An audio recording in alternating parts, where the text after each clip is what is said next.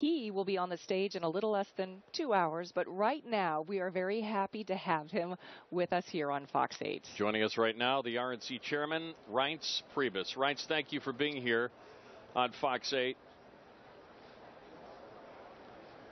Thank you for having me. It's great to be here, and we've had a great week, and in Cleveland have been absolutely spectacular. We're glad that way because we feel the same way too, because we live and work here. What do you want to see out of Donald Trump tonight? And I'm not talking about the content maybe as much, if you want to address that, but his delivery to push people who are undecided or unsure over to the GOP. Well, the key for that is that you need your nominee to be, number one, presidential, to look presidential, to sound presidential. It's really important. And it's the same thing in 1980 when Ronald Reagan finally convinced the American people that I can see this person in the White House. The bottom fell out for Jimmy Carter. So that look, that sound, just the whole visual is so important, and that's what's going to be important tonight. Trying to unify the party. All right, let's talk about what has been kind of a sideshow to the convention here with our own governor, John Kasich. He's a no-show. People have been very critical of him, just saying, like, look, you don't have to embrace Trump. You don't have to endorse him.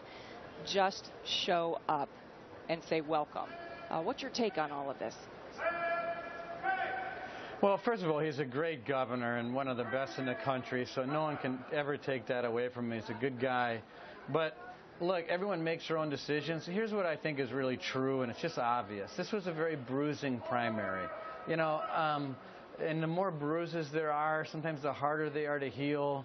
It's a personal decision. It's not uncommon, so I just think we cut him a little slack and let things heal, and I think he'll come around. I feel good about that, and it may just take some time. Same thing with Ted Cruz as well. He left the door open. Maybe if he got an apology, he would jump on the ticket, but he didn't, certainly, even after all the boos. Yeah, well, I mean, if there were issues like that, I would hope that he would want to talk about them. I mean, with Donald Trump, you know, I'm not sure he did. You know, look, Donald Trump was gracious enough to give every candidate that ran an opportunity to get on that stage, and that's what he did, and he kept his word, even though he knew that what Ted Cruz was going to say, and I think that's a pretty gracious thing to do. I think it did actually unify the party here, because I think a lot of people weren't happy that, you know, it was just people expected something more. I don't think people ultimately thought there would be an endorsement, but I think people thought that there would be maybe a few more things that were unifying to be said. That's all. So look, and I think it'll come too. I know Ted's heart. I know him privately. He's a good man. So I think it will come. But certainly the fact that he was given that time speaks volumes about our party. Well, the primaries, this convention is filled with drama and much intrigue. I mean, it seems like you're putting out fires left and right. I mean, you've got a tough job. What has this been like for you, and what's it been like working with the Trump camp?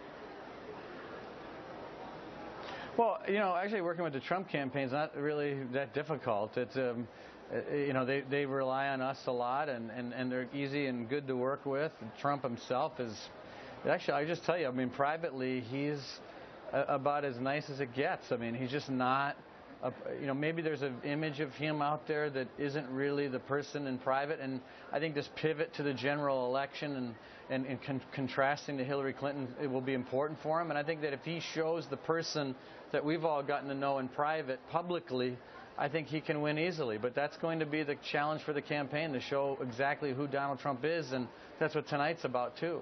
Mr. Chairman, before we've been trying to get a convention here forever, and we've never had the right space or hotels or I don't know, whatever. The city's really on a rebound. Can you talk a little bit about Cleveland, the gracious hosts that hopefully we have been, and how this kind of ends putting a convention on in Northeast Ohio? Yeah, I think this is just the beginning for Cleveland. And I'm not just saying it because, hey, that's a nice thing to say. I'm not kidding you. I've heard from everywhere that people came here and take this as a positive, and they didn't realize how great Cleveland was. They didn't know how nice that lakefront was with the square and the green space and all the things to do. And the other thing I would say, and I really want to thank the host committee here in Cleveland, but whatever has been done with all the employees, the bartenders, the waitresses, everyone in between, everyone has been so nice that it has been noticeable across the board. I mean, there's really good, nice people here that are excited that we're here, and we appreciate it, because I know not everyone's a Republican. I get that. But the fact that we've been welcomed with such open arms is noticeable, and everyone will know. Well, it's great to hear that our fine city is doing so well, and we hope you'll come back and visit too. Absolutely. Thank you, Mr. Chairman. Thank you. Appreciate your time.